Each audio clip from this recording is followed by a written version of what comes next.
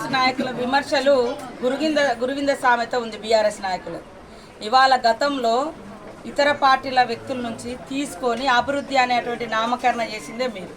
ఇవాళ ఇక్కడ పోయినటువంటి ఇవాళ భద్రాచలం ఎమ్మెల్యే మీద విమర్శలు చేసేటువంటి ఈ బూర్గంపాడు మన పినపాక మాజీ ఎమ్మెల్యే గారు ఇవాళ కాంగ్రెసే ఉండదు అని కాంగ్రెస్ తల్లి పాలు దాగి నువ్వెవరో అడ్రస్ లేదు 2 సార్లు గెలిపిస్తే ఏం మాట్లాడిండా చెన్నై లాగా అయిపోతుంది కాంగ్రెస్. చెన్నైలో ఎట్లా పార్టీ అయిపోయిందో అయిపోయింది. ఇప్పుడు అధికారంలోకి వచ్చినాం కాబట్టి తట్టుకోలేక రకరకాల విమర్శలు చేస్తున్నారు.